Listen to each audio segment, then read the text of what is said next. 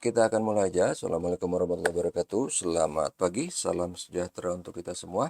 Kita akan mulai pertemuan kelima tentang fintech, yaitu era baru industri perbankan. Oke, ini nyambung dari pertemuan sebelumnya. Ini berita sebenarnya udah dari tahun yang lalu gitu ya, tapi ini mau nunjukin bahwa dengan adanya fintech itu imbasnya ke bank itu gede banget. Jadi ratusan kantor cabang BRI udah tutup.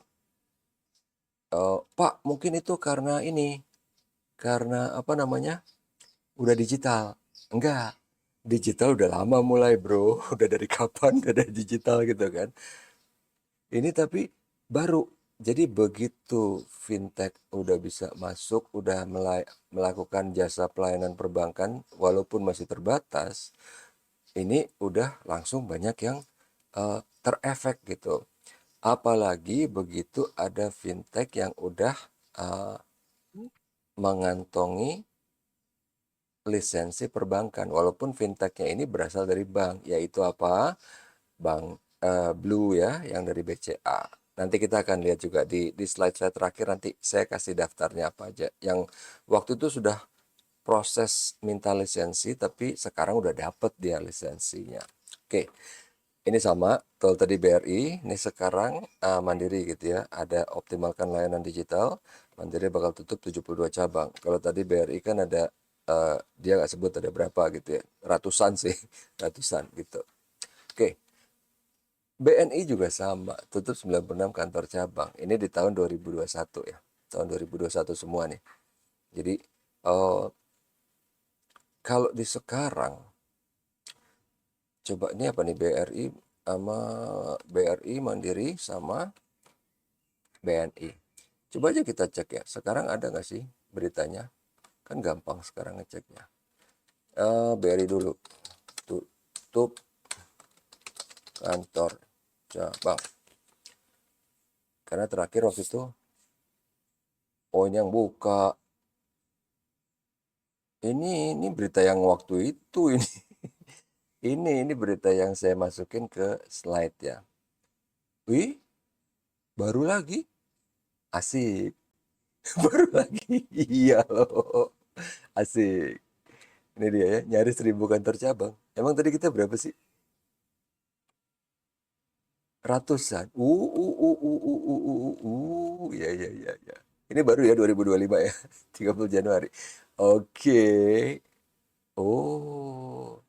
Oh iya, karena kan BRI punya banyak yang kayak kantor kas ya, KCP, kantor cabang pembantu, bla bla bla.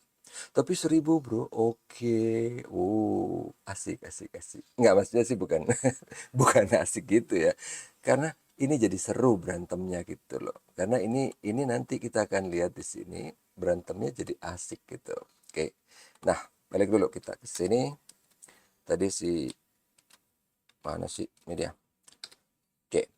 Jadi dari si pertemuan sebelumnya kita udah lihat gitu. Kenapa orang lari ke fintech itu? Karena mulainya dari eh, apa namanya, krisis moneter 2008 ya, yang subprime mortgage itu. Karena udah jelas-jelas siapa yang salah, tapi malah nggak dihukum, malah dikasih pesangon gede gitu kan. Kemudian malah banknya di bail out gitu kan. Nggak cuman bank sih, kalau nggak salah kan ada, kalau si apa, Lemang itu nggak di bail out, tapi kan si AIG itu di bail out gitu. Sama saya lupa ada satu bank lagi kok. Oke, itulah akhirnya muncul fintech. Apa yang bisa dilakukan bank? Nanti kita akan lihat. Ya, apa yang bukan bukan bisa ya, sudah dan sedang dan akan dilakukan bank. Oke. Nah, ini kita lihat dari sumbernya dari Gartner bahwa di tahun 2030, 80% dari bisnis keuangan konvensional itu akan berkonsolidasi atau gulung tikar gitu. Yang konvensional ya. Kemudian ini dari Forrester, kalau tadi dari Gartner ya. 89% dari digital business itu akan invest di personalisasi. Apa ini maksudnya personalisasi? Itu tidak mungkin dilakukan tanpa bantuan AI. Wah Pak, kok saya sekarang itu kemana-mana bisnis apa di berita orang ngomong AI, AI. Memang, karena memang ini berefek ke segala penjuru gitu.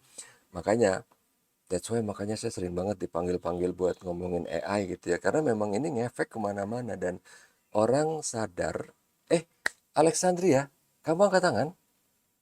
Bapak maaf ini kayaknya karena itu deh Pak, Bapak masih stay apa share screen-nya di yang BRI terakhir belum ke slide-nya. Oh, masa sih? Sebentar. Iya. Oh, kenapa bisa ke pause? Oh, alah. Kok bisa? Tar, tar, tar, tar. Dari sini, dari BRI ya? Mana dia? Ini dia. Dari sini ya? Itu sebelumnya yang itu, yang moonshot itu. Terus udah gitu pas Bapak nyari BRI baru ke BRI lagi. Terus pas ke slide lagi nggak ada apa terus tetap sih stay di sini, Pak. Kok iya, kok bisa sih? Padahal kan ini saya ada 3 monitor ya. Saya nggak ke monitor yang ini loh, yang ke Zoom. Kenapa dia kena? Ah, sudahlah. Oke, nggak apa-apa. Tadi terakhir si Monshun, Monshun ya. Ya, terakhir di Monshun, terus kita balik ke sini lagi gitu kan. Karena pas dari Monshun, tadi udah sampai di berita yang ini belum? Yang mana sih? Ini dia. Yang 1000. Udah, Pak. Ini udah ya? Udah, Pak. Ini udah, oke. Berarti kita tadi makanya pas dari ini balik lagi ke sini. Oh, mungkin ya. Tapi kenapa bisa tuh kan mati lagi, mati lagi. Kenapa ya? Nggak ada perubahan, Pak. Ini mati lagi loh. Saya kelihatan Coba Pak ini. reshare, Pak. Enggak. Coba kita akan ulang recreate the issue ya. Nih ya. Ini kan BRI sekarang kan. Ini ya, yang tadi 1000. Coba sekarang saya tutup.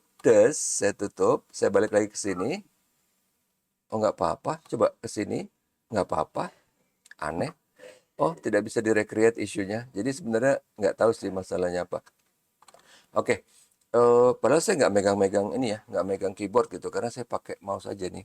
Tapi oke, yalah nggak apa-apa. Yang penting nanti kalau ada masalah ini aja, karena saya sih ngecek, cuman kan kadang-kadang mungkin kelamaan karena saya ngecek di kiri sama di kanan. Yang tengah ini yang presentasi, kanan saya ngecek ngefeednya dari OBS-nya, kiri ngecek dari si Zoom-nya gitu. Oke, sip. Thank you, thank you. Kemudian, ini tadi yang BNI udah kan. Ini karena berita semuanya 2021. Tadi 2025 ternyata agak lebih cihuy lagi gitu ya. BRI udah 1000. Which is walaupun itu nggak semua full kantor cabang termasuk KCP. KCP-nya BRI banyak banget loh. Karena kenapa saya tahu yang di Cipulir yang rumah apa orang tua saya itu sampingnya juga sama ada gitu dia KCP-nya. Jadi tadinya tuh punyanya buat yang kredit motor VIF gitu ya. Tapi sebelahnya itu sama masih tanahnya nenek saya juga itu si BRI gitu. Oke.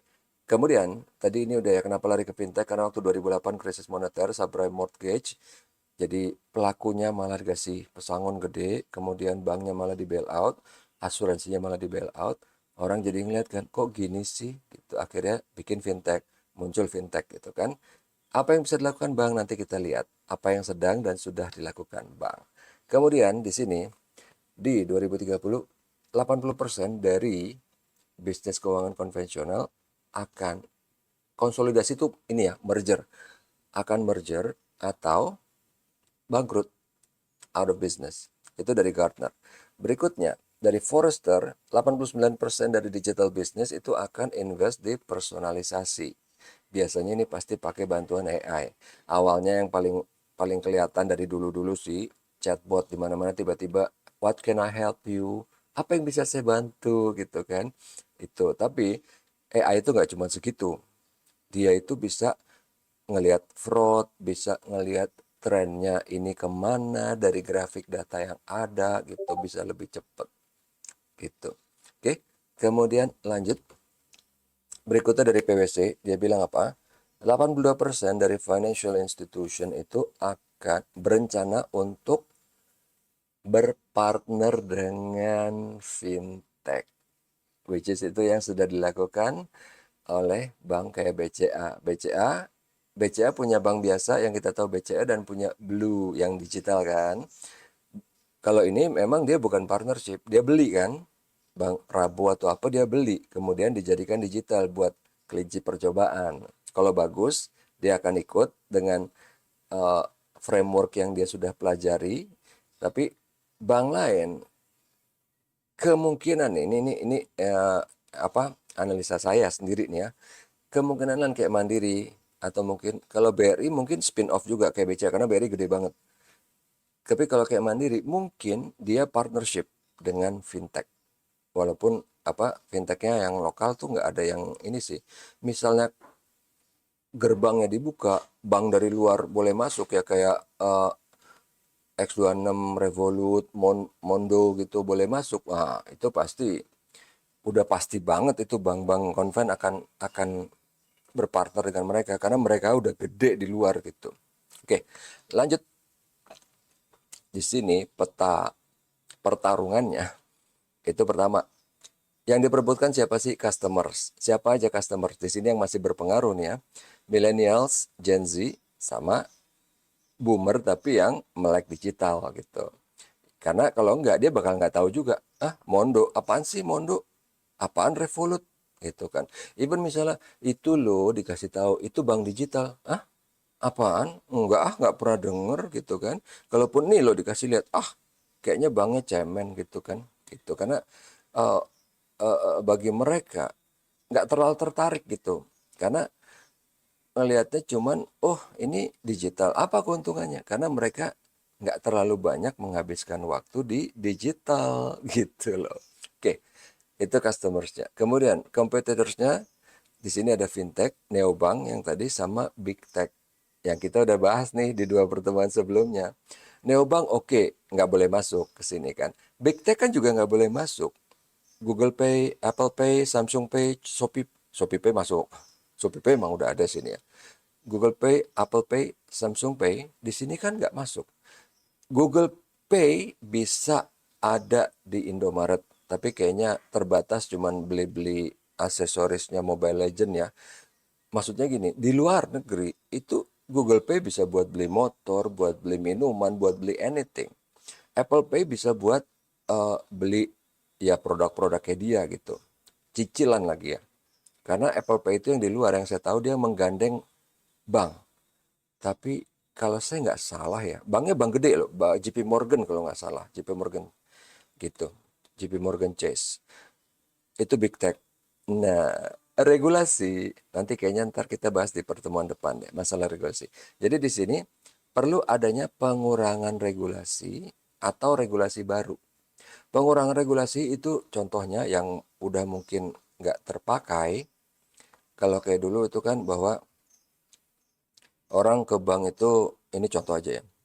Orang ke bank harus sopan, nggak boleh pakai sandal jepit, nggak boleh pakai kaos oblong. Itu nggak perlu sekarang. Kenapa? Orang nggak ada yang ke bank, orang nggak ada yang ke kantor cabang, orang semuanya digital, online, regulasi kayak gitu udah nggak perlu gitu kan.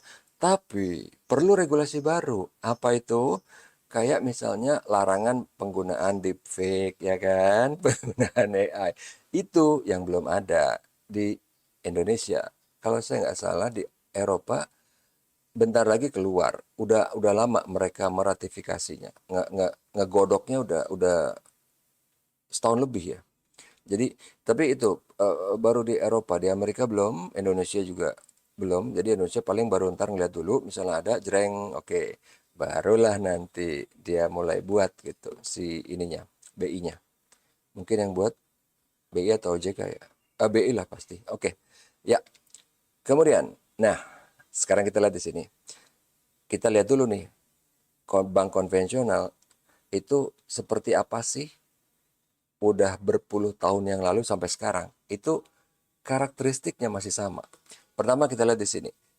Jadi dia masih menggantungkan penerimaannya itu pada pinjaman sama ini deposit bukan deposit, deposit itu current account ya sama dana pihak ketiga yang dihimpun gitu.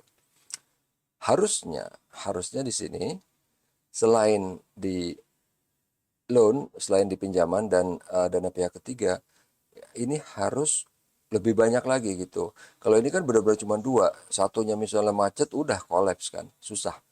Jadi harus ada loan, deposit, insurance, securities, pension sama other biasanya fees untuk jasa kayak kayak BCA loh kita lihat gitu kan. Dia layanannya banyak banget dan di situ sehingga fee income-nya lebih gede. Nah, kemudian di sini income source-nya karena ini kan ngomongnya cuma deposit pinjaman sama dana pihak ketiga, sumber income-nya itu cuma dari net interest income, selisih antara pinjaman yang diberi, bunga pinjaman sama bunga dari dana pihak ketiga. Jadi kalau kita minjem kan misalnya bunganya misalnya ya, pinjam bunga 6%. Sementara kalau kita nyimpan di bank kita dapat bunga 2%. Ada selisih kan, 6 kurang 2. Ada selisih 4%, itu yang dibilangnya spread. Spread. Kok spread? Spread ya. Spreadnya itu 4%. Itu selisih yang namanya net interest income. Kemudian kalau yang income source ini ya harus ada nggak cuman NII tapi juga fee sama commission. Nah, competitive income environment ya di sini juga restricted. Di kita sekarang di perbankan Indonesia masih restricted. Buktinya apa? Neobank nggak ada yang masuk karena nggak boleh gitu. Masih restricted. Kompetitif harusnya bisa masuk gitu. Karena kan kita menganut persaingan bebas dong. Maksudnya harusnya boleh. Kalau emang nggak boleh sekalian kayak zaman tahun 60-an, semua nggak boleh. Kalau boleh ya boleh sekalian gitu semua. Nah, kalaupun misalnya enggak, alasannya apa? Misalnya karena sistemik bla bla bla, loh. Tapi di luar kok bisa gitu kan? Karena misalnya di luar udah, oh karena dia udah lebih matang, lebih apa. Lah terus kita nggak matang-matang gitu dari tahun 80, 90, 2000 gitu kan. Karena memang kalau nggak dipaksa, kayaknya nggak bakal matang-matang gitu. Itu dia maksudnya. Kemudian, competitive environment. Strategic focus di sini, kalau yang konven itu membesarkan aset, ya. Kalau di sini, fokusnya lebih kepada pokoknya return ke shareholder. Jadi, yang gampang nih, yang gampang. Baru tadi kita bahas. Kalau zaman dulu, bank buka kantor cabang banyak-banyak, juger, juger, juger gitu kan. Kelihatannya keren. Ingat tahu ya dulu nih ya, dulu tahun-tahun 90-an. Bank BCA, bank terbesar dengan let's say berapa? 16.000 kantor cabang, ya kan? Itu yang ditonjolkan. Mandiri dengan berapa? Saya nggak tahu Mandiri berapa sih. Kayaknya banyak deh. 15.000 misalnya. 15.000 kantor cabang, gitu kan. Itu yang ditonjolkan. Padahal harusnya monetisasinya. Jadi contoh gini. Salah satu neobank yang gede itu namanya Mondo. Mondo itu cuman punya satu kantor di seluruh dunia. Cuman satu. Jadi udah, yang penting pokoknya kan cuan ya, duitnya gitu. Yang penting duitnya. Jadi di sini returns-nya ke shareholder sama value, return on equity-nya sama cost ROE-nya harus lebih besar dari si cost of capital. Tapi ini kita nggak bahas, ini materi manajemen keuangan ya. Cuman intinya adalah pokoknya harus ada, kan gini, bank itu dia punya duit ataupun misalnya dia emang perlu duit untuk pinjaman, pokoknya harus itu lebih kecil daripada keuntungan yang dia bisa dapat, sama kayak spread tadi. Tapi di sini kan dia bisa dapatnya dari macam-macam, nggak harus dana pihak ketiga. Dia bisa minjem di mana aja gitu. Untuk misalnya diberikan pinjaman kepada nasabah dia. Oke, itu tadi strategic focus, kemudian customer focus di sini itu tergantung dari supply. Jadi, kasarnya gini deh yang gampang. Kalau bank itu kebanyakan gini, ayo Pak buka kartu kredit mumpung gratis iuran tahunan, mumpung itu, mumpung anu. Customer supply led ya. Kalau demand itu gini, saya pengen produk kartu kredit tapi yang cuman apa, limitnya misalnya cuman let's say cuman 500.000, kan nggak ada di bank kan, limit 5 juta paling, saya mau yang cuma 500.000, berapa, gimana itu sesuai dengan demand. Saya mau, saya enggak, saya paling nggak suka tuh kartu kredit yang gold platinum, terlalu gila, cuma 50 miliar limitnya. Enggak, saya mau limitnya 11.000 triliun misalnya, duit gue berceceran banyak banget di mana-mana, gue mandi pakai emas misalnya gitu kan. Beda lah, pokoknya kan beda kan. Selama ada orang yang mau, harusnya bisa gitu dibikin. Demand led itu maksudnya. Sehingga itu bisa menciptakan value untuk customernya. Spesifik per individu. Itu dia maksudnya. Oke. Kemudian, di sini Ini terakhir yang saya dapat. Karena apa?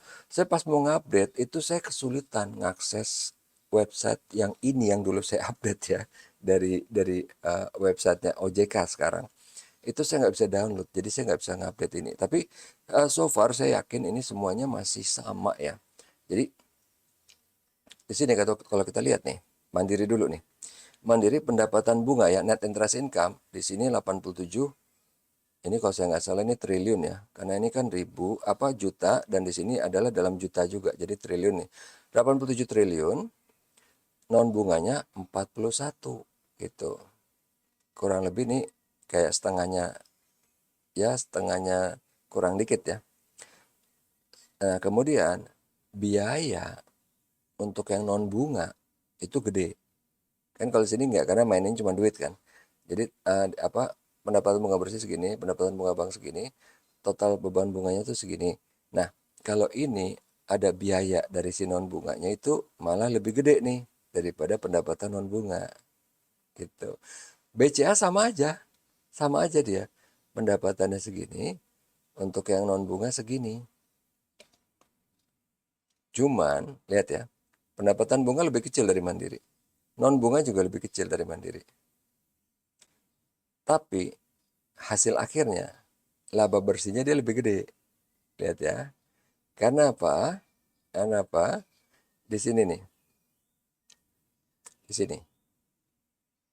Beban bunganya. Lihat ya. Beban bunga. Terus kemudian nih yang macet Mandiri banyak, dia enggak. Oke.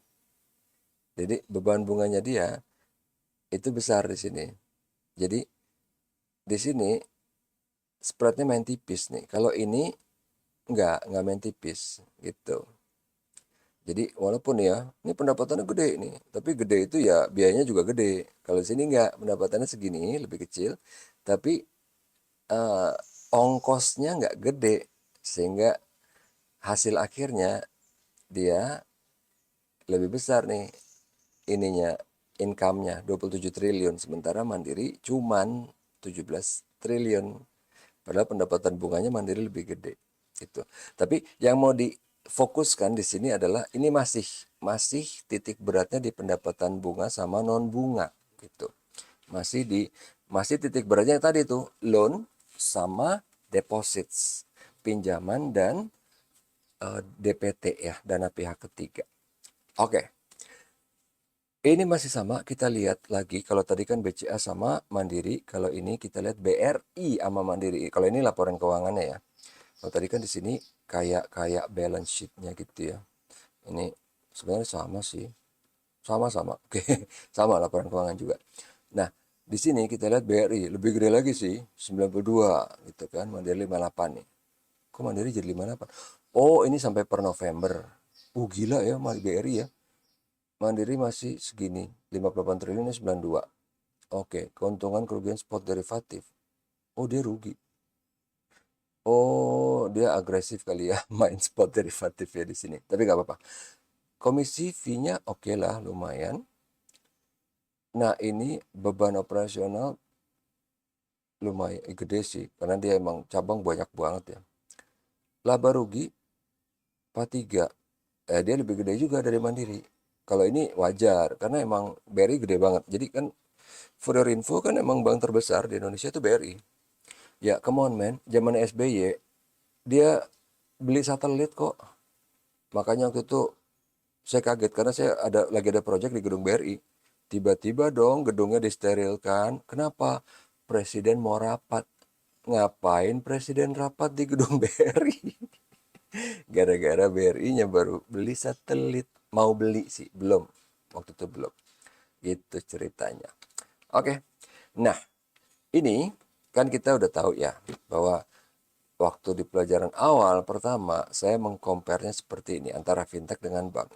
Bukan berarti yang satu lebih bagus dari yang lain. Ini cuma melihat nature-nya seperti apa.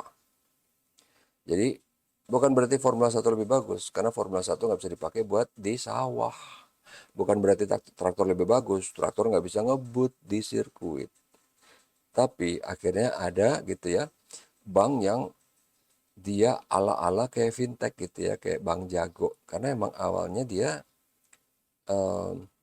awalnya Bank Jago sebelum jadi Jago yang kita kenal sekarang itu dulu bank kecil banget gitu ya.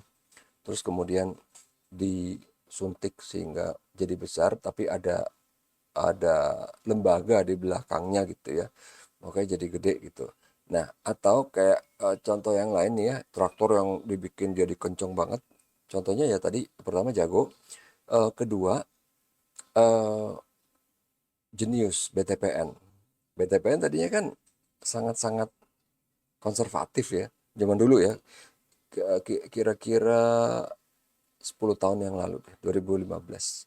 Itu kelihatannya konservatif sebelum dia akhirnya bikin Jenius gitu ya.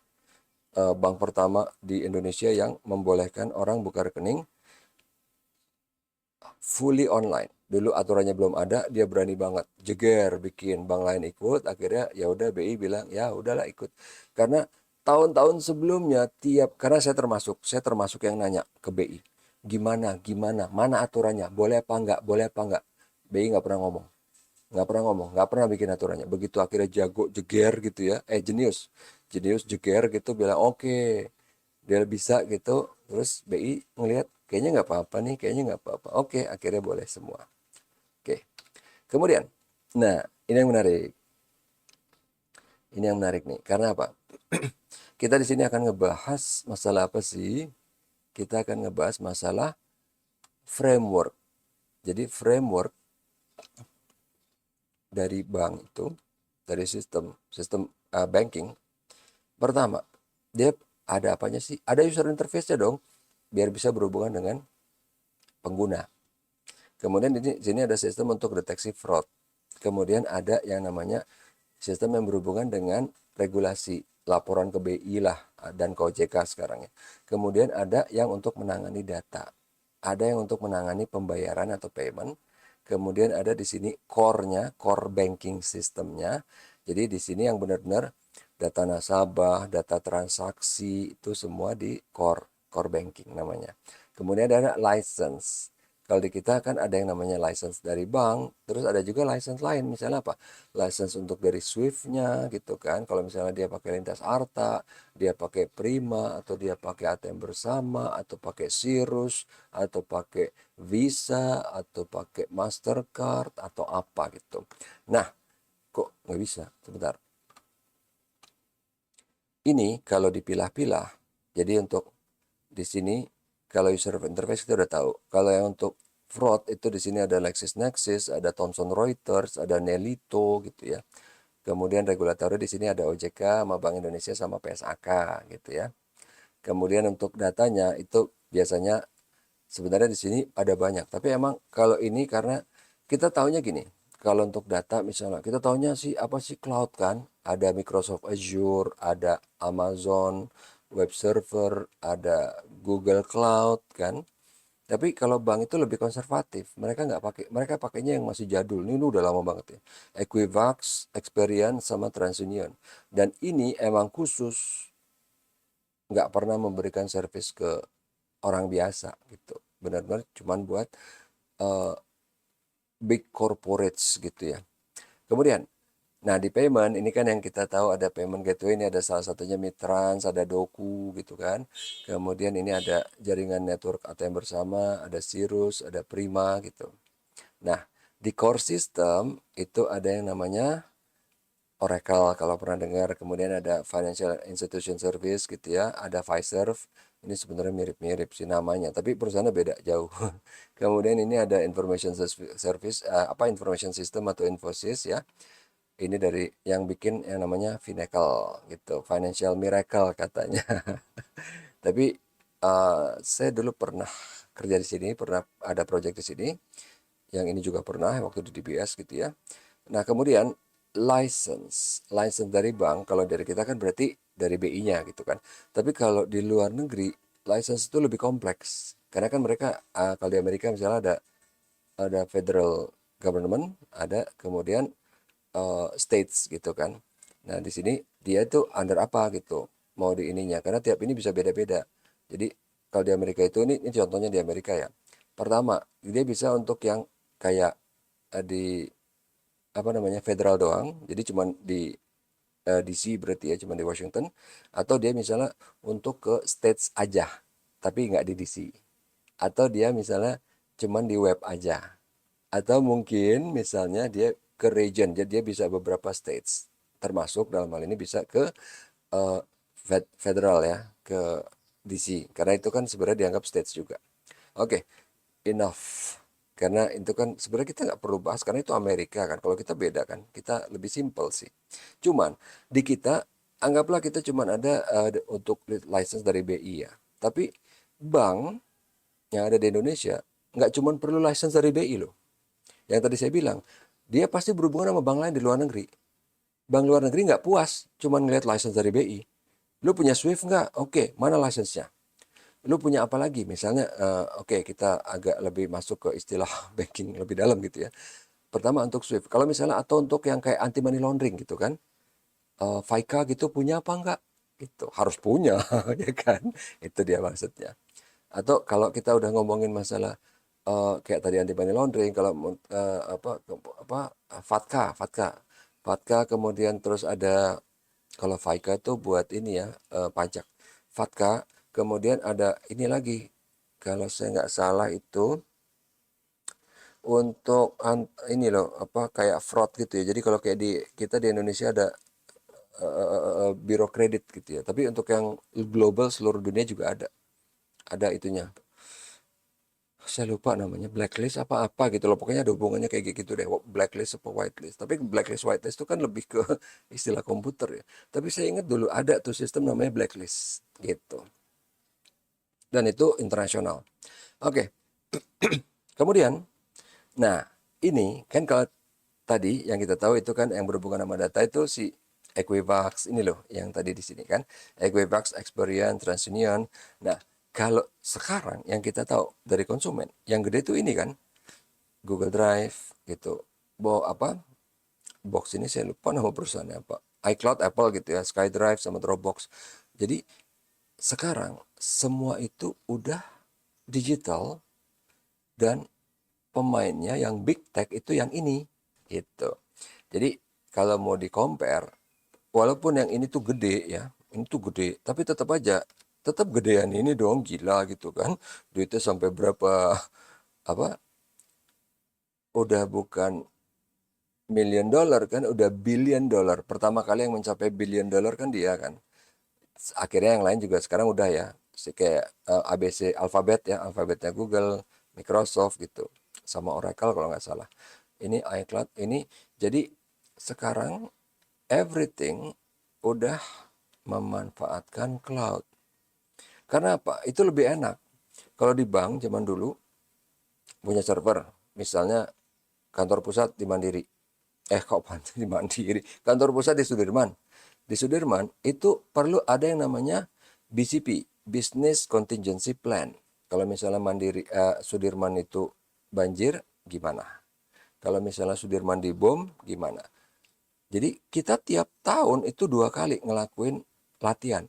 Jadi kita kantor biasanya di Sudirman, tiap 6 bulan sekali itu kita dalam sehari itu kita kantornya nggak di Sudirman, di tempat lain untuk mensimulasikan jika Sudirman hancur gitu. Kita bisa nggak kerja secara mulus di kantor baru ini, di kantor A ini, kantor pengganti. Makanya itu namanya BCP, Business Contingency Plan. Itu harus bisa mulus. Walaupun lambat pasti sih, lambat dibanding yang di Sudirman gitu kan. Tapi tetap kita lakuin loh itu seharian, 2 kali setahun. Nah, kalau ini, kalau tadi kan itu kita manual harus bikin BCP dan bikin dokumentasinya tuh amit-amit ya. Mudah-mudahan kalian nggak sampai dapet. Bikin dokumentasinya tuh karena apa? Kita harus cover every angle, every possibilities dan kemudian apa course to action yang akan diambil apa gitu. Dan itu harus sesuai dengan ininya bank gitu. Apa namanya? Petunjuknya dari bank. Jadi oh itu rese, itu rumit banget. Nah, kemudian kalau di sini iCloud, Box, SkyDrive segala macam itu saya tadi kendala dan tidak menemukan link Zoom. Oke. Emang kok bisa? Jadi gini, kalau untuk perusahaan kayak cloud server ini, mereka secara nature-nya emang servernya banyak dan emang redundant. Jadi misalnya kalian punya Google Drive nih, yang gratis ataupun yang bayar, nggak masalah. Yang gratis nih, yang let's say 40 giga gitu kan. Nah, kalian misalnya upload data sampai udah 10 giga gitu. 10 giga itu, misalnya kalian lacak ya, itu nggak di satu server loh. Dan itu ada mirrornya, ada backupnya. Misalnya kalian udah bisa lihat, oh ini servernya, anggaplah ada 100 file, ada 2 file yang servernya di mana? Di Richmond, ada yang di San Francisco, ada yang misalnya di Irlandia, ada yang di mana lagi? Di Singapura. Itu misah-misah, 100 file yang kalian punya itu misah-misah semua, dan ada mirroringnya. Mirroringnya itu simultan. Misalnya nih ya, anggaplah kita persimpel biar gampang. File kalian semuanya ada di server Google yang di Singapura, misalnya. Terus Singapura dibom, jeger, ada Godzilla, jeger, hancur semua, mampus semua, mati semua gitu ya. Tetap aja kalian nggak berasa itu file kalian yang di Google itu as if kayak nggak ada apa-apa. Karena dia mirroringnya simultan. Jadi, yang emang itu kalian originally filenya disimpannya di HP yang Singapura, tapi itu setiap detik, sebenarnya bukan tiap detik sih, langsung simultan dia mirroring. Jadi yang Singapura hancur, jeger, di kalian nggak berasa apa-apa, sedikit pun nggak berasa. Itu dia lebih gilanya dibanding BCP-nya bank. Karena di bank itu kita masih ngerasa lambat. Waktu pas pindah switching ya, dari tadinya kantor kita biasanya kerja di Sudirman, terus kerja di salah satu di tempat BCP-nya, let's say misalnya di Fatmawati gitu, atau di Panglima Polim. Karena itu dulu kejadiannya seperti itu. Pindah-pindah kita. Seharian tuh. Receh banget gitu kan. Karena ya saya rumah di selatan. Tapi saya nggak bawa mobil karena ke sana biar cepet kan, harus ke sana dulu. Ntar balik lagi ke pusat, kita harus ngupload laporan kerjaannya, gitu dia. Jadi rese banget deh pokoknya. Cuman di sini udah bener-bener seamless banget gitu loh kalau pakai cloud, karena memang mereka tumbuhnya, berdirinya, gedenya udah memang dengan memikirkan redundancy itu. Karena perusahaan IT, mereka udah built in ada redundancy. Contoh kayak kalian misalnya punya desktop komputer di rumah biasa. Tapi kalian tahu nggak sih kalau yang namanya server, server itu udah ada pertama redundant power supply. Jadi power supply-nya satu hancur, dia tetap jalan. Ada power supply satu lagi. Power supply yang satu misalnya hancur, kita mau ganti, nggak perlu dimatiin, langsung jalan. Even kalau server yang baru-baru, power supply dua-duanya hancur, bisa diganti sambil jalan selama, dan itu tetap nyala selama at least kalau nggak salah 1 menit apa 5 menit, dia tetap bisa jalan. 1 menit kayaknya, karena server tuh perlu daya gede banget ya, kayaknya 1 menit deh, tetap bisa jalan. Itu baru power supply. Kita belum ngomongin hard disk. Hard disknya sama, mereka juga mirroring gitu ya. Jadi pakai RAID-nya RAID 1 gitu. Bukan stripping, bukan RAID 0 gitu ya, RAID 1 gitu pakainya. Kalau saya nggak salah bahkan sekarang udah ada yang RAID 5.1 apa 6.1 gitu. Jadi stripping sama mirroring.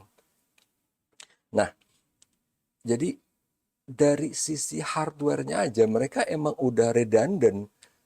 Ada masalah apa, dia tetap akan jalan terus. Jadi namanya itu ya redundancy itu. Jadi uptime. Jadi kalau kita misalnya lihat nih, uptime-nya berapa persen. Makanya kenapa kalau di perusahaan IT itu uptime lu berapa nih? Misalnya ada namanya aplikasi Facebook, X gitu ya, atau Instagram. Uptime-nya berapa nih? 90 berapa persen? 99, berapa? 99,8 atau 99,9 gitu. Oh, dia pernah down dalam waktu itu, dalam beberapa tahun pernah down sehari ya. mungkin turun, tapi tetap aja at least 99% something, ya enggak? Gitu maksudnya. Karena memang dari awal kalau si IT ini memang udah selalu mikirin redundancy.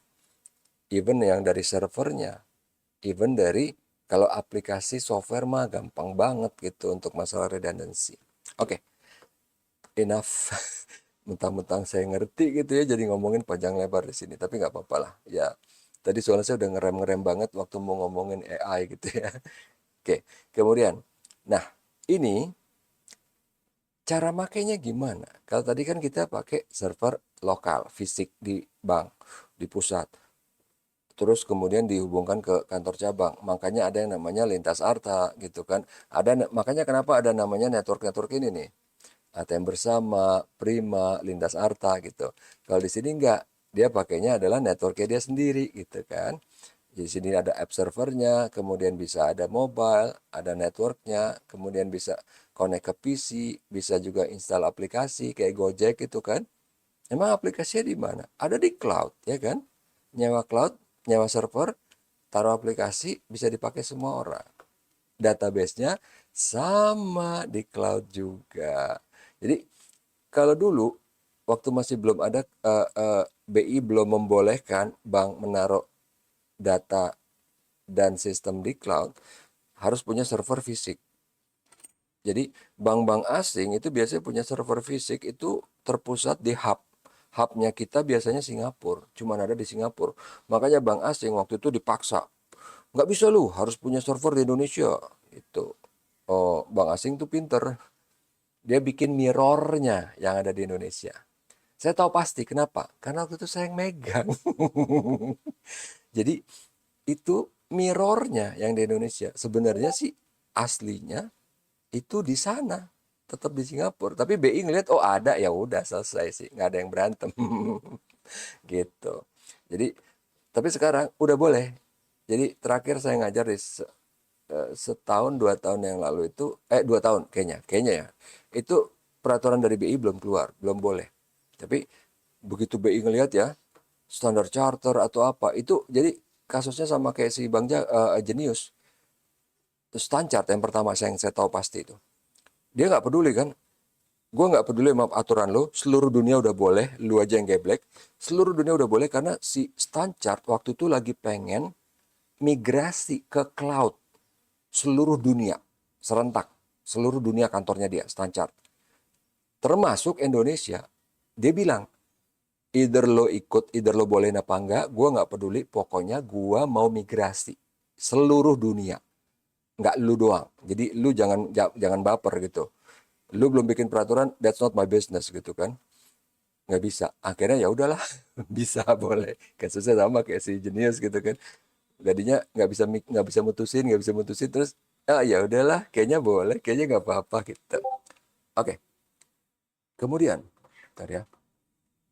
Ini ada nantinya di masa depan itu akan berbentuk seperti ini. Kalau tadi gitu ya, pas yang kalian lihat mana sih?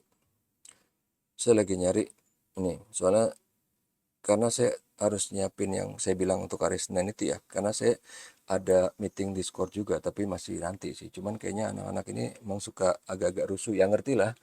Anak-anak muda itu kan masih agak-agak heboh energinya. Jadi gini, tadi pas kita lihat di sini frameworknya, nih ya. Tadi kan ini dia frameworknya kan. Nah, baru kemudian saya jabarkan di sini seperti ini. Kemudian, oh itu final project tadi ternyata. Framework ini nantinya dengan adanya cloud, dia bentuknya itu seperti ini. Tiap layer itu dibikin as a service. Maksudnya apa? Maksudnya gini, kan ada apa namanya software as a service, ada apa namanya uh, system as a service gitu ya. Maksudnya gimana? Contoh, Gojek, balik ke Gojek lagi. Gojek nih, punya aplikasi.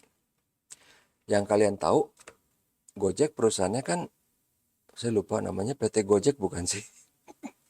Lupa ya, bentar. Cek dulu ah. Gojek Indonesia. Oh ya PT Gojek bener kan? Gojek, oke. Namanya PT Gojek. Kemudian ada aplikasi yang namanya Gojek Super App kan? Emang yang bikin aplikasi ini adalah PT Gojek? Bukan. Yang bikin aplikasi ada lagi perusahaannya. Yang akhirnya membuat app ini sebagai application software as a service. Jadi orang taunya ini punya Gojek. Padahal yang bikin, yang maintain bukan Gojek. Ditaruh di server, di cloud, yang bukan Gojek juga kan. Either itu pakai Amazon, Amazon Web Server, atau misalnya pakai Google Cloud, atau misalnya pakai Microsoft Azure, ya nggak? Dia ditaruh di server. Servernya anggaplah AWS nih, Amazon, ya kan? Jadi Amazon menyediakan aplikasi ini sebagai sistem as a service. Jadi orang taunya kan, misalnya nih, orang tahu Gojek, oh gue tahu aplikasinya. Misalnya dia orang melek IT dikit, dia pakai server apa sih? Oh dia pakai Amazon, AWS. Udah, dia begitu lihat. Padahal di sini kan sebenarnya itu tetap punya Gojek. Itu ditaruh di server Amazon AWS. Yang naruh apa Gojek? Bukan. Ada perusahaan lain lagi yang memaintain si app ini ditaruh di AWS. Ada lagi. Makanya dibilang as a service. Yang megang bukan Gojek. Maksudnya dia on behalf of Gojek ya. Jadi bukan berarti Gojek itu gurita terdiri dari banyak perusahaan. Enggak. Gojeknya tetap, tapi buat ini yang nanganin yang bikin perusahaan PTA. Terus kemudian untuk di hosting di server itu nanti ada lagi kalau saya nggak salah ada perusahaan namanya Cloudera, Cloudera. Nah, anggaplah Cloudera yang akan menghandle app Gojek ini waktu ditaruh di AWS dan dia juga yang maintenance-nya gitu, Cloudera. Tapi tetap atas nama Gojek. Itu yang dibilang di sini konsepnya adalah banknya tetap banknya katakanlah BRI.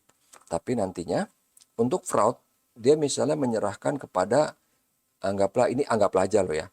Anggaplah kepada Google. Nah, as a service tapi tetap on behalf of BRI gitu.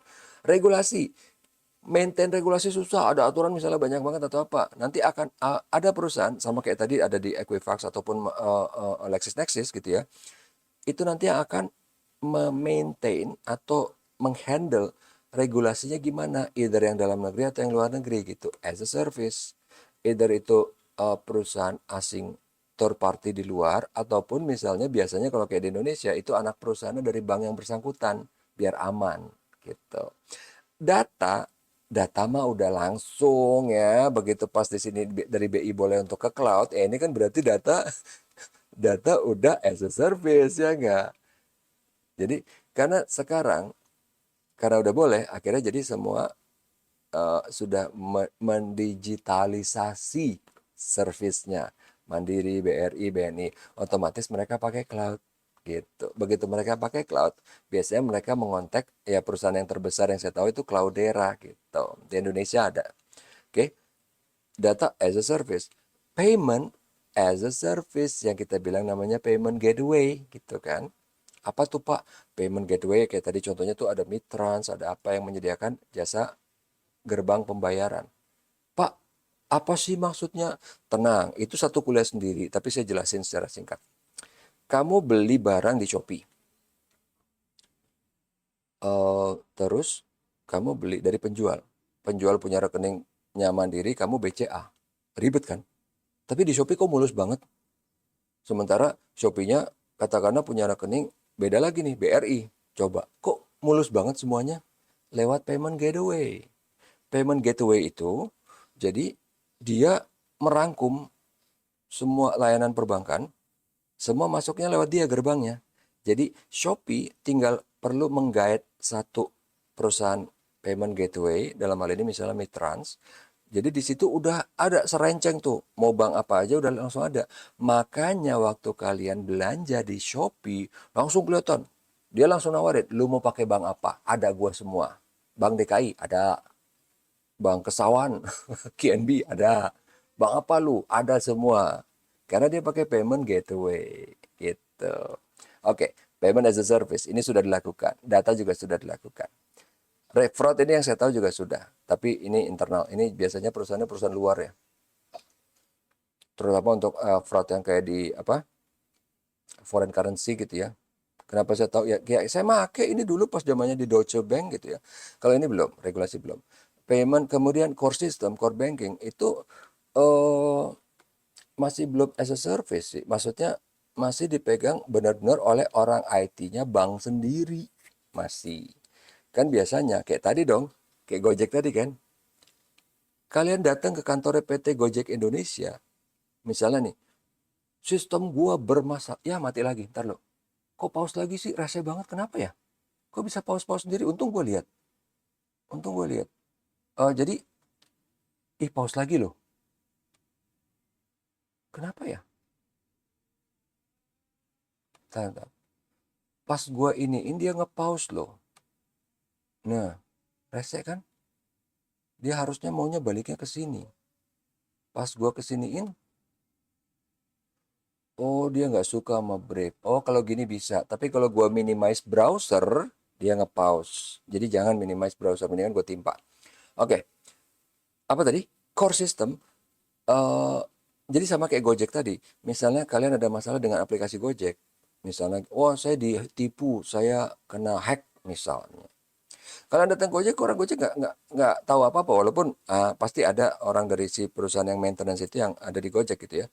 Tapi intinya kalau misalnya kalian beneran nanya orang Gojek, dia nggak ngerti gitu. Karena yang nanganin adalah perusahaan lain gitu. Core system as a service itu belum ya. License ini juga belum karena untuk license banking di Indonesia itu harus ditangani langsung oleh banknya gitu kan ke BI atau ke OJK. OJK kayaknya masih BI deh. Masih ke BI-nya gitu kan apa license bankingnya. Kemudian ke license yang lain itu bank masih ngurusin sendiri. Biasanya contoh nih ya. Kalau bank asing di Indonesia dia pasti pergi ke kantor pusatnya. Untuk masalah itu pasti ditangani sama kantor pusatnya. Kalau misalnya bank yang ada di Indonesia, contoh misalnya adalah Bank Mandiri di Jakarta. Dia misalnya ada berhubungan dengan license untuk sistem fraud yang dia punya, tapi yang luar negeri berarti kan. Nah, dia ngurusinnya di mana? Misalnya license-nya itu perusahaannya ada di mana? Di Amerika. Dia ngubungin cabang dia di sana. Mandiri di Amerika, di New York gitu. Untuk ngurus license-nya itu. Jadi tetap masih internal bank juga. Belum diserahkan as a service. Gitu loh. Tapi nantinya kalau bank itu mau bisa bersaing dengan fintech, dia harus seperti ini. Kenapa sih Pak? Pertama supaya cepat, kedua supaya murah, gitu loh. Tapi kan Pak, resiko bla bla bla gitu. Lah, kita pakai Google, Google tuh kan retail. Tapi kita pakai security-nya bagus. Microsoft, security-nya bagus. Apple, retail kan? Kan kalau tadinya soalnya bank itu, tadinya di sini nih, ini kan tadinya semua itu adalah perusahaan korporasi di sini kan. Perusahaan yang bahkan kita jarang nggak pernah pakai dan jarang dengar gitu kan. Ini kan mereka cuma cater ke big corporate saja kan. Ini. Sementara nanti kalau udah as a service di sini kita makainya big tech kan, big company, big technology company ya di sini yang retail dalam tanda kutip dia retail gitu kan. Karena biasanya concernnya bank itu, oh security-nya nggak bagus, bla bla bla bla bla bla. Ya gimana? Lu juga sebenarnya pakai itu dari sistemnya mereka juga kok, dari Microsoft, ya kan? Dari Oracle gitu, sama aja gitu sebenarnya sih. Oke, kecuali kalau misalnya sistem yang kayak networknya Visa gitu ya atau Mastercard, itu beda lagi. Swift itu beda lagi.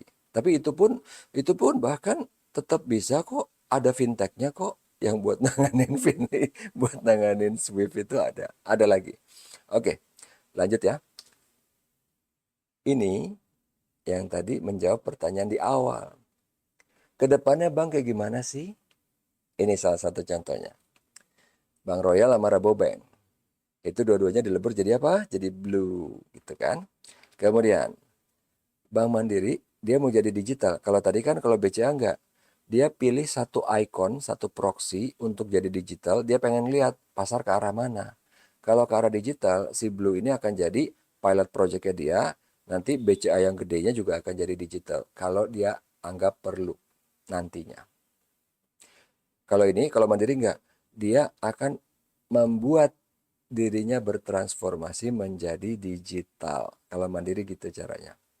Oke, kalau BRI itu BRI masih terlalu gede, tapi sebenarnya apa namanya white paper dari BRI itu malah paling awal sebelum BCA.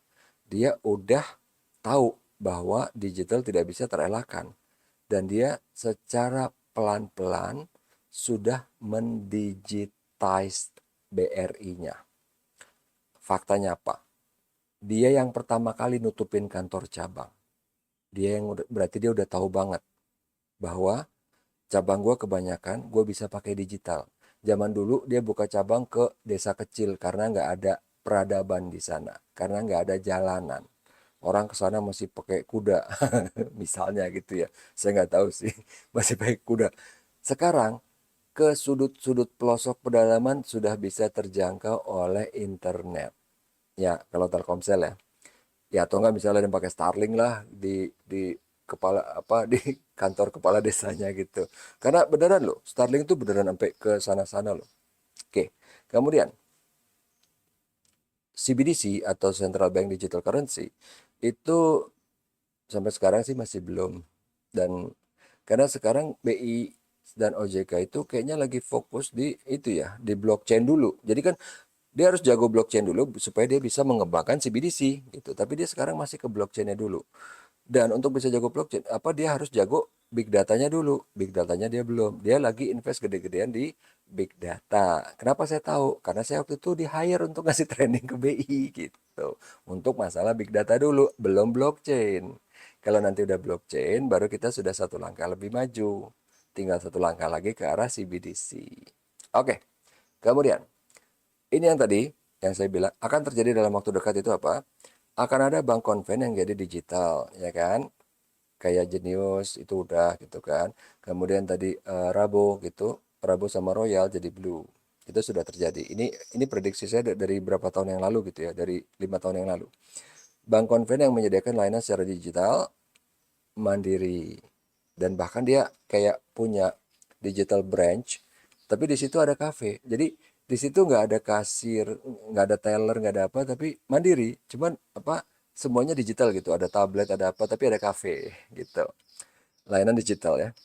Kayaknya digital butik udah banyak deh di mall-mall kalau saya nggak salah. Saya pernah lihat di Gancit. Gancit. Oke. Open banking udah ada, tapi ke Indonesia belum masuk. Dan feeling saya sih itu nggak bisa dibendung karena dia pasti akan cari celah si open banking ini supaya bisa masuk.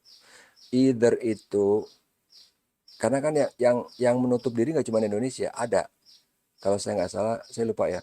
Uh, Somewhere Scandinavian countries gitulah. Caranya gampang untuk bisa masuk. Dia tinggal kerjasama sama bank yang ada di Indonesia. Let's say misalnya sama bank yang nggak terlalu gede, bank KNB misalnya. Karena itu gosip yang saya dengar, KNB gitu yang lagi apa namanya sih, lagi melirik-lirik main mata gitu dengan open banking untuk bikin digital products ya gitu.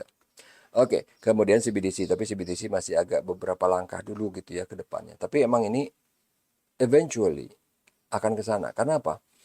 Uh, Walaupun mungkin tidak secepat yang kita bayangkan, yang kita duga. Karena si regulator itu kan apa pengetahuan tentang teknologinya itu nggak secepat di fintech. Sementara sistem ini berubahnya cepet banget. Jadi BI-nya agak nggak nyaman ngeliat, oh apa nih? Kayaknya baru kemarin gue belajar tentang big data, tapi ada lagi, apalagi ada AI lagi, AI-nya banyak.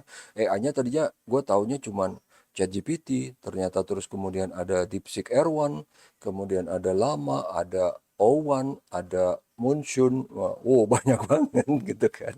Dan semua itu beda-beda gitu. Oke. Ini yang tadi saya bilang di awal kan, bank digital yang telah mengantongi izin dari OJK, ini udah saya update ya, filenya, listnya maksudnya. Motion Bank dari MNC, Bank Aladin, Genius, Woki, Woke atau Woki, itulah. Woki dari apa ini ya, Korean Bank Bukopin, Digibank punyanya DBS.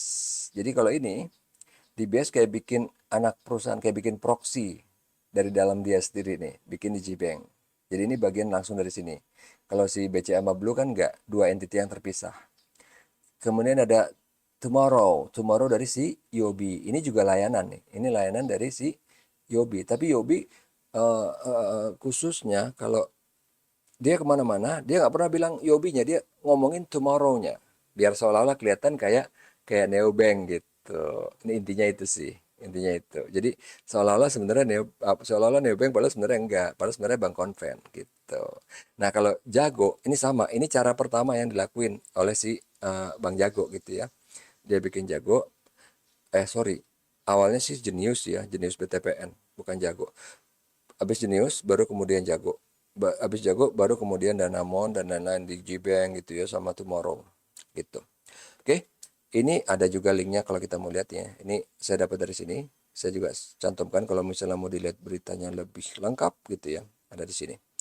Oke, ini kayaknya coba kita cek. Ini kayaknya, oh, satu lagi sih. Saya pikir tadi itu yang terakhir. Jadi, nah, bank digital yang sedang mendaftar ini waktu itu, berarti ini saya terakhir ngupdate tuh bukan bukan bukan bukan hari ini, bukan tahun ini, tapi tahun kemarin. Jadi, bank digital yang sedang mendaftar untuk mendapat izin OJK itu Blue, sekarang udah dapat ya. Kemudian ini BRI Agro itu udah dapat, namanya Bank Raya. Neobank Commerce juga udah dapat. Bank Capital saya nggak tahu ini. Harda udah dapat, ini Elo Bank ya. KNB, nah ini saya agak ragu kenapa dia lambat. Kayaknya gara-gara itu dia dia pengennya lagi ngegait neobank dari luar untuk bikin produk yang khusus, emang adanya cuman kayak di luar gitu. Jadi contohnya apa tuh? Contohnya gini, saya kasih yang simple tapi heboh ya. Kita misalnya nih punya rekening tabungan di BRI atau BCA. Interestnya fix kan? Katakanlah 2%, 3%, 5% fix kan? Ini dong kalau yang namanya interestnya di neobank di luar itu floating man, interestnya gila kan. Interestnya floating, kisaran segini dan bisa dicek setiap saat gitu. Nah, itu kan yang sama sekali nggak bisa di provide oleh bank konven kan, itu nggak bisa. Nah, kayaknya kenapa si KNB agak belum belum belum ini juga gitu, belum keluar juga, mungkin ya, saya cuma nebak aja. Ini juga ada KIB Hana gitu ya. KIB Hana kayaknya udah nih sekarang, udah keluar digitalnya gitu. Oke. Kemudian karena ini kan bank konven ini udah apa, untuk apa, menyediakan layanan digital. Jadi ada kayak license sendiri gitu untuk digital. Nggak bisa konven tiba-tiba langsung menyediakan layanan digital, nggak bisa. Jadi harus ada license lagi khusus dari OJK.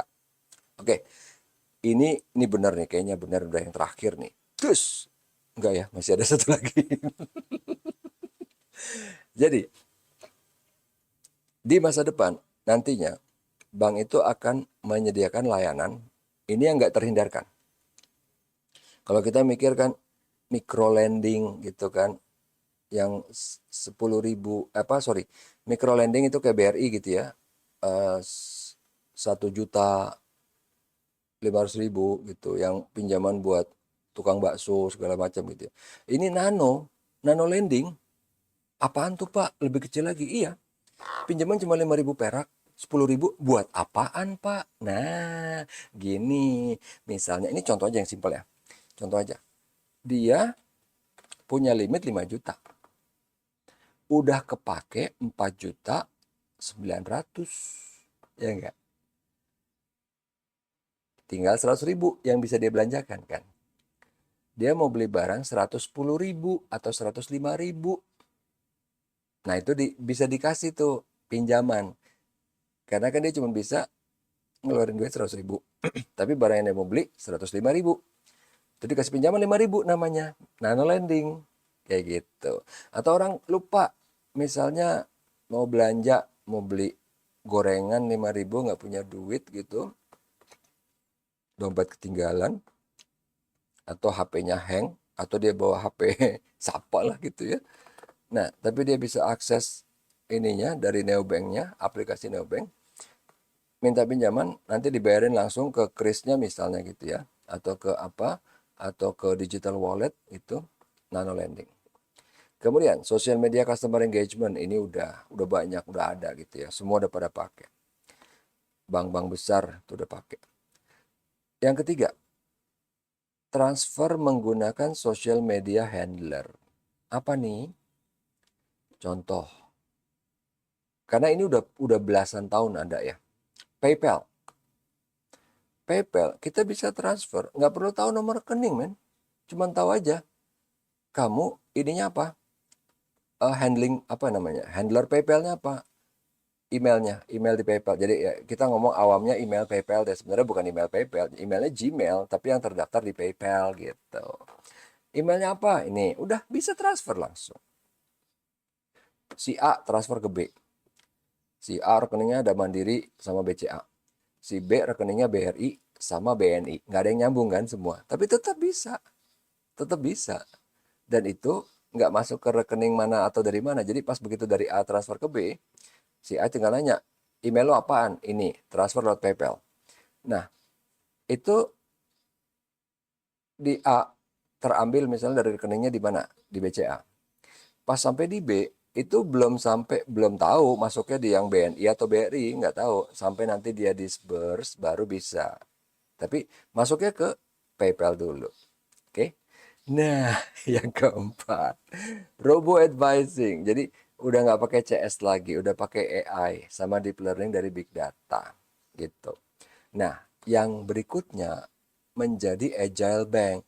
Oh, kayaknya belum ini. Karena saya tahu nih, abis ini pasti akan ada platform agile itu seperti apa gitu kerangka kerjanya. Jadi di sini harus jadi agile bank. Tapi agile bank itu apaan gitu. Nah, di sini pertama dia harus ngeliat dulu nih ya. Orang itu sukanya lewat mana sih dilayaninya? Lewat sosial media. Sementara bank paling suka kan telepon dong, telepon gitu kan. Ini nomornya, nomor klik BCA apalah gitu kan. Padahal kita males, kita sukanya lewat sosial media aja. Ngapain telepon gitu loh, so old school banget gitu kan. Kayak dinosaurus aja pakai telepon gitu kan. Come on gitu, tinggal pakai at least WhatsApp lah, atau mungkin pakai X gitu kan. Itu kan yang kita pengenin gitu. Ini. Nah, kemudian kerangka kerja bank agile itu seperti apa? Jadi pertama, customer first mission. Jadi pokoknya semua itu tergantung customer maunya apa. Jadi bukan bikin current account, bikin asuransi baru paksa tawarin ke customer, enggak.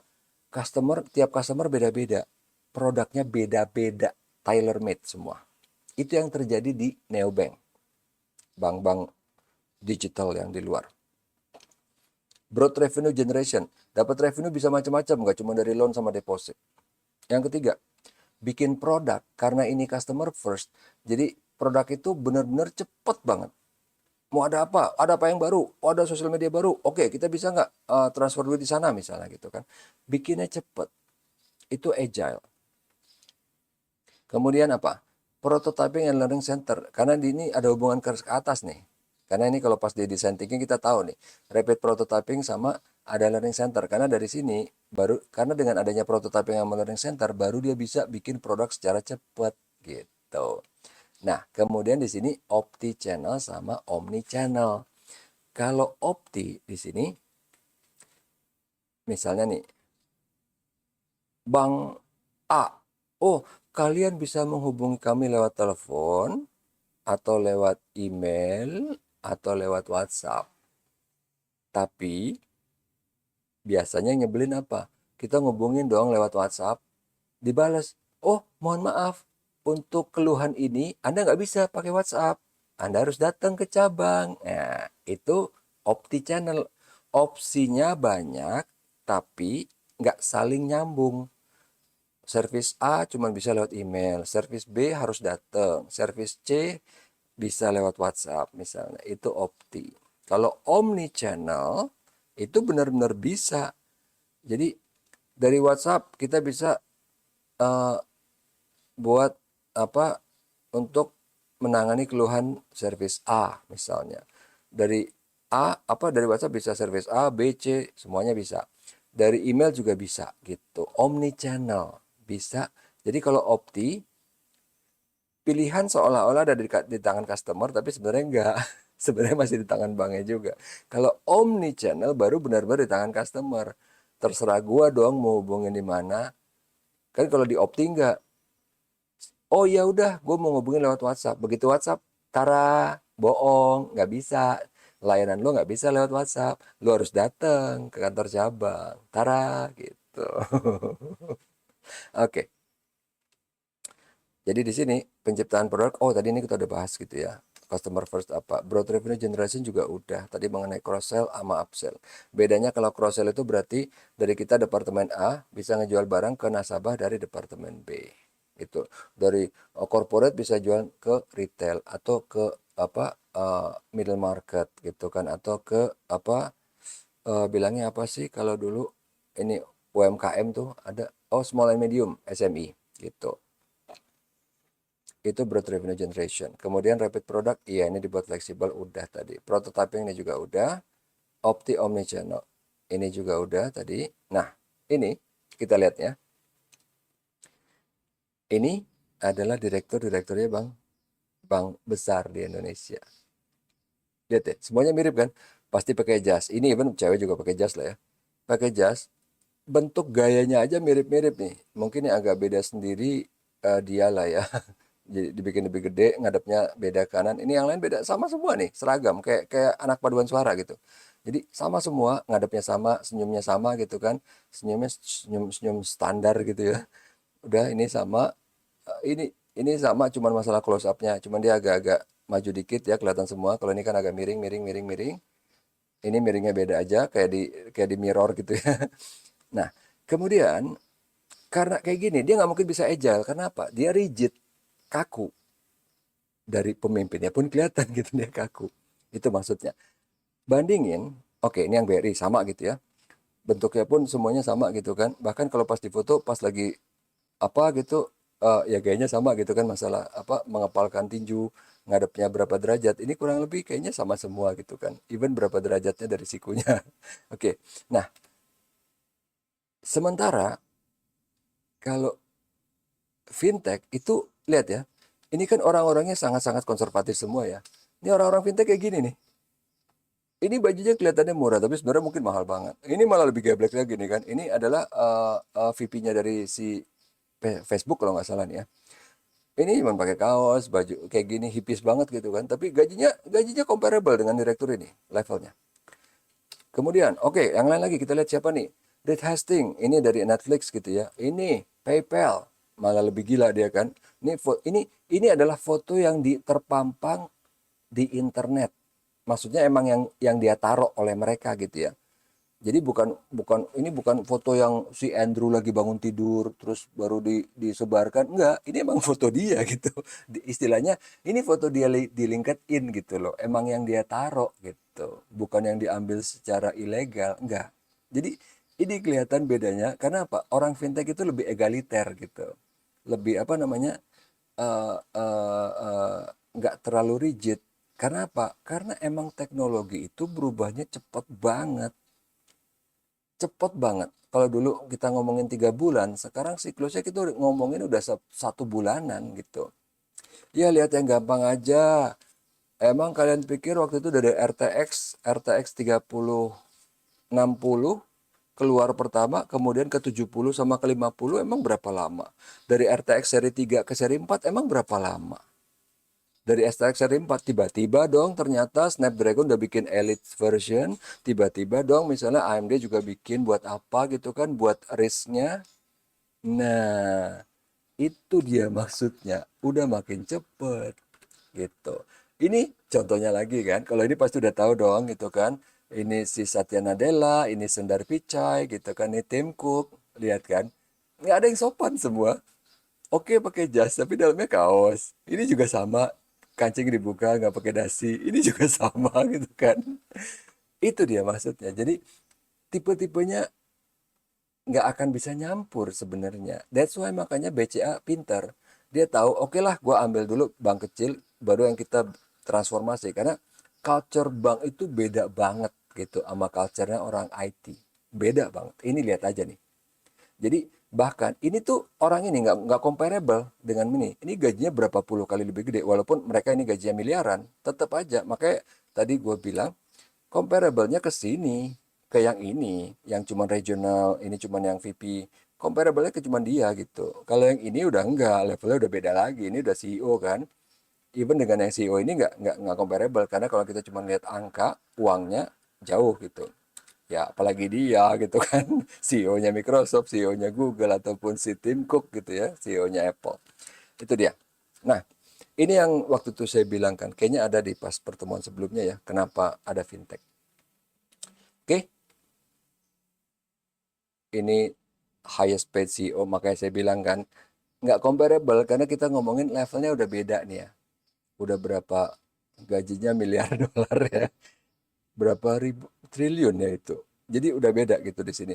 Dan penggajiannya mereka lihat ya, di sini lebih ke option awards. Jadi maksudnya bukan basic salary, lihat nih. Basic salary hampir nggak ada. Jadi makanya mereka mau kerja mati-matian karena apa? Mereka digaji sesuai dengan valuasi perusahaannya. Valuasi perusahaan makin tinggi, gaji mereka makin tinggi. Kayak si Elon Musk makanya rajin banget kan dia di sosial media karena eh, Teslanya makin tinggi, gaji dia makin tinggi gitu. Sehingga mendorong orang jadi bekerja lebih keras gitu. Kalau yang sekarang, kalau misalnya yang ada itu kan enggak, dia udah punya gaji 2 miliar ya udahlah dia menggendutkan diri, udah dia tinggal enak-enak aja nggak ngapa-ngapain gitu. Jadi karena eh, perusahaan zaman sekarang itu kan sudah berjalan, udah kayak sistem, udah berjalan, even even di atasnya itu dongoknya minta ampun tetap jalan kok. Kayak kita kemarin gitu kan, negara sistemnya udah well established gitu. Yang di atas jejingkrakan kayak apa tetap jalan sistemnya. Departemen-departemen tetap jalan, kementerian tetap jalan gitu kan. Even di kementerian A, menterinya jejingkrakan gitu kan, yang di bawahnya tetap jalan. Business as usual, kita bilangnya gitu dulu. Oke? Ini tadi, ini ya. Oh, udah deh, pas lewat 1 menit ya. Sorry, nggak apa-apa. Oke, sampai sini ada yang mau nanya? Kayaknya enggak kali ya. Orang udah pas banget 8.50. Oke, terima kasih atas atensinya. Sampai ketemu lagi di minggu depan masih ya. Masih. Karena nanti kita baru akan ketemu tatap muka di pertemuan ke-7 sebelum UTS. Oke, sampai ketemu minggu depan. Terima kasih atas atensinya. Assalamualaikum warahmatullahi wabarakatuh. Tetap sehat dan tetap semangat. Terima kasih, Pak. Sama-sama. Makasih, Pak. Sama-sama. Waalaikumsalam, makasih. Iya, sama-sama. Sebentar ini saya stop recording. Iya. Recording stopped.